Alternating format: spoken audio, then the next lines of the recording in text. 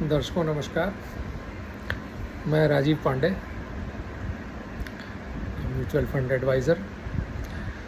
आजकल एक चीज़ चली हुई है, small and mid cap funds में इधर गिरावट हुई है। तो इसमें मैं जल्दी बता देता हूँ पीछे क्या हुआ है। Small and mid cap funds एक साल में 50 से लेके 70-75% तक बढ़ गए थे, 70% तक। तो एक साल में सेबी के चेयरपर्सन ने कहा कि इसमें कोई गड़बड़ियाँ तो नहीं हैं, और अगर इन्वेस्टर्स अपना पैसा निकालना चाहें तो क्या म्यूचुअल फंड जो हैं वो बेच करके दे पाएंगे, कितने दिन में दे सकते हैं। तो इसकी ज़रा वो खुद अपनी जांच कर लें। उनसे पूछा कि 25% पोर्टफोलियो बेचना हो तो कितना दिन लगेगा, 50% पोर्टफोलियो बेचना हो तो कितना दिन लगेगा। अब ये सब जब हुआ तो म्यूचुअल फंड्स में थोड़ी गिरावट आ गई। वो गिरावट क्यों आ गई?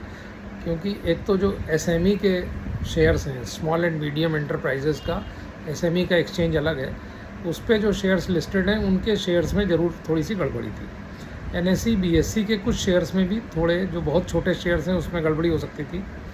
गड़बड़ी क्या है कि जो ऑपरेटर्स भी होते हैं, थोड़ी सट्टेबाजी होती है, थोड़ा गलत चीज़ें भी होती हैं। लेकिन जो म्यूचुअल फंड्स का जो यूनिवर्स होता है वो टॉप 500 कंपनीज़ का होता है ज़्यादातर। तो स्मॉल कैप फंड्स भी ऊपर के 100 प्लस 150 250 छोड़ दें तो बाकी जो 250 हैं उन्हीं में ही वो ख़रीदारी करते हैं। और आज के जो म्यूचुअल फंड के शेयर्स हैं ये पिछले 10 साल पहले, 15 साल पहले जो स्थिति थी उससे बहुत बदल चुकी है। और 2008 के बाद से म्यूचुअल फंड में जो स्मॉल कैप शेयर्स थे उस समय उनमें दिक्कतें आ गई थी। लेकिन तब से जो कैपिटल एक्सपेंडिचर कंपनीज़ ने कम किया, और उन्होंने, इसका मतलब नई फैक्ट्रीज़ नहीं लगी भारत में, थोड़ी कम लगी, थोड़ा व्यापार लोगों ने कम बढ़ाया, थोड़ा डर गए थे 2008 की मंदी के बाद। तो वो सब होते होते इस समय जो है वो बहुत देख रहे हैं जैसे कि भारत में मैन्युफैक्चरिंग का एक वेव चल पड़ी है।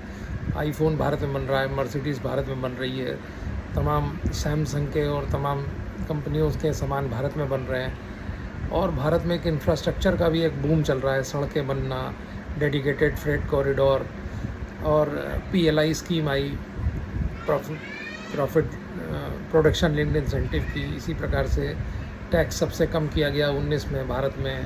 पूरी दुनिया में लगभग सबसे कम टैक्स है। पूरी दुनिया में भारत सबसे ज़्यादा जवान लोगों का देश है। ये सब मिला करके और भी तमाम फैक्टर्स हुए हैं कि अब भारत में शेयर मार्केट बढ़ती जा रही है। देखें, अमेरिका में जो ब्याज दरें 0 से 2 तक होती थी वो 5.5 है, वो वापस आने वाली हैं ब्याज दरें। जब वापस आएंगी तो पैसा वहाँ से भी, जो विदेशों से आएगा वो भी भारत में आएगा, और वो हज़ारों करोड़ डॉलर हो सकता है। यूरोप वगैरह से भी आ सकता है, क्योंकि पूरी दुनिया में मंदी है। अब जब पैसा आएगा तो चाइना में कम जाएगा। अभी थोड़े दिन पहले ब्लूमबर्ग और उसके पहले मॉर्गन स्टैनले के डेट इंडेक्स में भारत आ गया है। तो जो डेट फंड्स हैं उनसे कुछ पैसा भारत में अपने आप आ रहा है। और चाइना के विरुद्ध जो क्वाड ऑर्गेनाइजेशन बना है और जो पूरी दुनिया चाइना के ख़िलाफ़ हो गई है, तो चाइना में पैसा अब कम जा रहा है। चाइना की मार्केट पिछले काफ़ी सालों में बहुत लो स्तर पे चल रही है, शायद 15-18 सालों में इतना नीचे नहीं गई है। तो इस समय पैसा डेट फंड में भी आ रहा है, तो रुपए का भी अब डेप्रिसिएशन कम होगा, या हो सकता है एप्रिसिएशन ही हो जाए। और जो एक्सपोर्ट्स वगैरह थोड़े से अभी नहीं जा रहे थे क्योंकि अमेरिका में थोड़ी दिक्कतें थी, वो भी उम्मीद है कि 2-4 महीने के अंदर वो सब चीज़ें ठीक हो जाएंगी। तो हमारे सॉफ्टवेयर एक्सपोर्ट्स वगैरह भी पिकअप कर लेंगे, अन्य चीज़ों के एक्सपोर्ट्स भी पिकअप कर लेंगे। ये लड़ाई यूक्रेन की, इज़राइल की भी धीरे धीरे ख़त्म ही हो जाएगी, तो दुनिया में चीज़ें अच्छी होने वाली हैं। तो ये सब होते होते अब जो है वो माहौल बहुत अच्छा होने वाला है। इसी दौरान ये स्मॉल मिड कैप फंड्स और सब पे आ गया, तो काफ़ी मार्केट बढ़ी हुई थी। और अगर उसको 5-6 साल में देखा जाए तो 5-6 साल में कोई ऐसा नहीं बढ़ा है स्मॉल मिड कैप। और दूसरा, जो हमारा पी रेशियो है वो 20 से लेके 23-24 तक है। तो भारत पूरी दुनिया में सबसे तेज़ बढ़ रहा है, और उसमें भी स्मॉल मिड कैप तेज़ बढ़ रहे हैं, तो थोड़ा सा इसका पी रेशियो ज़्यादा है। तो इससे कोई फ़र्क नहीं पड़ता है, एकदम अच्छी स्थिति है। कल कोटक म्यूचुअल फंड के जो सीईओ हैं नीलेश शाह जी ने कहा कि म्यूचुअल फंड्स के पास कैश लेवल्स हैं, अच्छा मेंटेन है, जो डेट फंड्स हैं उसमें भी जो बल्कि हाइब्रिड फंड्स हैं या एसेट एलोकेशन फंड्स हैं, उन्होंने भी अपना बहुत पैसा है उनके पास, वो डेट से हटा करके लगा सकते हैं और वो गोल्ड से हटा करके लगा सकते हैं। तो 4 लाख करोड़ की कल फिगर उन्होंने दी। आज क्वांट म्यूचुअल फंड के संदीप टंडन साहब ने कहा कि ये एक कोई भी दिक्कत नहीं है स्मॉल मिड कैप फंड्स में या पूरी मार्केट में ही, कोई कहीं की भी परेशानी नहीं है। इंटरव्यूअर ने CNBC आवाज़ की थी, उसने पूछा मान लीजिए कि सब लोग बेचने लग जाएं एक साथ तो क्या होगा। तो उस पर भी उन्होंने कहा कि भाई ये तो इस तरह हो गया कि जैसे मैं सवाल पूछूं कि मान लीजिए क्या 15 दिन में सब बैंक बंद हो सकते हैं। तो एक ऐसा भी हाइपोथेटिकल सवाल नहीं पूछना चाहिए। उनका 33 साल के कैरियर में उन्होंने ऐसा नहीं देखा। मैं भी 40 साल से मार्केट देख रहा हूँ, कोई डर नहीं है। तो वो भी हो गया। उसके अलावा अभी एडलवीज़ म्यूचुअल फंड की CEO हैं मैडम राधिका जी ने भी अपना वीडियो जारी किया है। उन्होंने कहा कोई प्रॉब्लम नहीं है। एडलवीज़ म्यूचुअल फंड ने कहा है कि हमको बेचना हो तो स्मॉल कैप फंड का पोर्टफोलियो हम 3 दिन में बेच सकते हैं। कई और कंपनियों ने कहा कि हम 3 दिन में, 4 दिन में, 10 दिन में, 1 महीने में बेच सकते हैं। तो किसी प्रकार की भी कोई प्रॉब्लम नहीं है। कोरोना के टाइम पे जब रिजर्व बैंक ने 20,000 करोड़ की एक विंडो ओपन कर दी थी कि अगर 20,000 करोड़ तक उसने उपलब्ध कर दिया था रिजर्व बैंक ने कि किसी म्यूचुअल फंड में अगर लोग पैसा निकालना चाहें और अगर वो फिगर 20,000 करोड़ तक, वो मतलब उसने एक फ़िगर रख दी कि आप ले लीजिएगा हमसे, एक भी म्यूचुअल फंड को लेना नहीं पड़ा। आज भी Sandeep Tandon ji quant mutual fund के हेड ने बोला कि अब इंडियन इन्वेस्टर इतना मैच्योर हो गया है, उनको इतनी जानकारियाँ हो रही हैं कि वो कोई भी अचानक ऐसे कोई नहीं निकालता है। याद करिए 15 साल पहले एक बार अफवाह उठी कि ICICI बैंक बंद हो जाएगा, सब लोग इकट्ठे हो गए, ICICI ने सबको पेमेंट कर दिया। आज ICICI बैंक कितना आगे, पूरी दुनिया के बड़े अच्छे बैंकों में से उसका नाम है। तो ये सब एक सेबी ने एक अपनी तरफ से, एक रेगुलेटर ने अपनी तरफ से एक कोशिश की है कि कोई गड़बड़ी ना होने पाए। लेकिन इसका ये मतलब नहीं है कि कोई घबराहट आए, कोई दिक्कत नहीं है। उस दिन मार्केट 2-3 दिन गिरी, कल देखिए 3.5% उठ गई थी। स्मॉल कैप, मिड कैप भी उठ गया था 1.5-2। आज फिर थोड़ा सा 1-8%, 1.25% की गिरावट है। लेकिन ये सब चलता रहता है।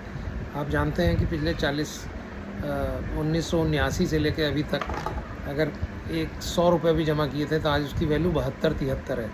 इसका ब्याज अगर जोड़ेंगे चक्रवृद्धि की दर से तो ये 16-17% पड़ता है CAGR, compounded annual growth return. इसमें डिविडेंड भी शामिल नहीं है, उसको जोड़ लें तो शायद 17-18 जाएगा। आप देख लें कि 10 साल पहले पैसे जमा किए थे किसी ने 1 लाख रुपए, तो वो आज किसी फंड में 5 लाख होंगे, किसी के 6 लाख होंगे, किसी के 4 लाख होंगे। 30 साल पहले किसी ने जमा किए पैसे 1995 अक्टूबर में जमा किया रिलायंस ग्रोथ फंड में 1 लाख रुपया, तो 3 करोड़ से ऊपर वैल्यू थी। अब 3 करोड़ के आसपास आज भी होगी। एक साल में ही पैसा, जैसे मैंने बताया कि आज भी गिरने के बाद भी बहुत सारे फंड ऐसे हैं कि जिससे किसी ने 1 लाख रुपए लगाए थे तो 1.5 लाख वैल्यू है। तो किसी ने 3 साल पहले लगाए थे तो कोरोना के समय जब मार्केट गिरी हुई थी तो 1 लाख रुपए के, अभी मेरे ही खास का एक पैसा लगा था 2 लाख रुपए, वो 2,60,000 रुपया, अभी उसकी वैल्यू 8,05,000 दिखा रही थी या 8,20,000 दिखा रही थी 6-7 दिन पहले।